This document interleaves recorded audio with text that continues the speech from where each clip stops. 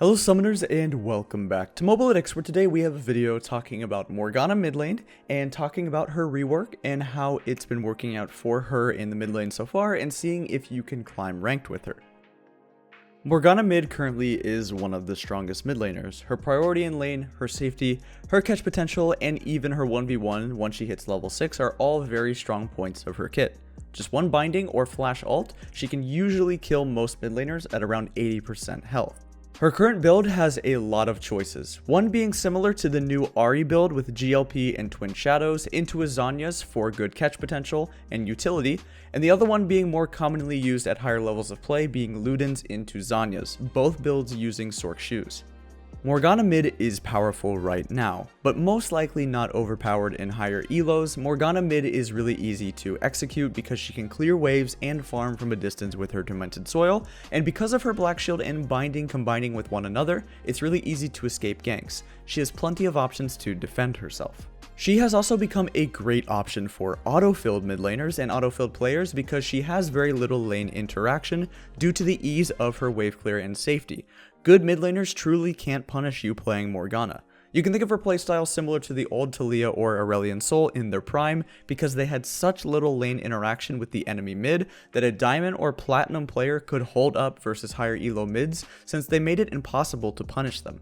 Not to mention, because of the rework, she actually got some movement speed on her ultimate towards enemies. It means that if you lose your flash and Morgana has hers, if she is in range to flash ult you, you die 100% of the time. As for low elo versus high elo, it's one of the best mids period up until high diamond, but it's still quite good above that too, all the way up to challenger. But the higher you go, the more of a counter pick or situational pick she becomes. You can pick her with a hyper carry and she's fine, such as a Caitlyn or a Twitch, or you can pick her into champs such as Fizz or LeBlanc because she's amazing in those matchups. Morgana mid also scales very well into the later parts of the game due to some pretty good AP scalings and the fact that you really do want points in all of your abilities. Being level 18 on Morgana is fantastic because all of your abilities matter. The damage and wave clear on your W is great, having extra duration on your binding as well as having Black Shield on a lower cooldown are all things that Morgana wants to have. And because of her great build options, even being able to go something like Twin Shadows without going the Glacial Augment build, it means that Morgana is really flexible. Death Cap is great for you, but so is Void Staff and Liandry's and Morello. Obviously Zhonya's is good, and having Luden's or some kind of Hextech GLP, certainly great options for Morgana mid. It means that she has totally viable build paths, a ton of good rune options, either taking Summon Airy, Glacial Augment, or Comet, all three of them being really good. And if you really wanted to go full AP Morgana with Dark Harvest or Electrocute, you probably could get away with that as well. She has some really good roaming potential as well because if you go to another lane or if you help out your jungler at the crab, just hitting one binding on the jungler or the top laner or the bottom lane, you're pretty much guaranteed to get a kill, especially in the early game when nobody has any health or resistances. The spell vamp in her kit is also quite underrated and you should use that to your full potential. You should be going to enemy jungle camps or sometimes even your own and going ahead and dropping down some of your abilities on them to heal up. It's kind of the same way that Mordekaiser can go to the Raptor camp mid lane and completely heal from those. You want to be able to do the same thing. Finally, don't forget that if you have a hyper carry that's doing well or your team already has enough damage, it's viable to go a supportive build with either Ardent Censer or Athene's Unholy Grail. Both of these items help buff up your carries and make them do more and output more damage and survive longer. So if you have a Twitch or a Caitlyn doing quite well on your team, don't be afraid to do this because you may not need all that damage or you may not need your death cap.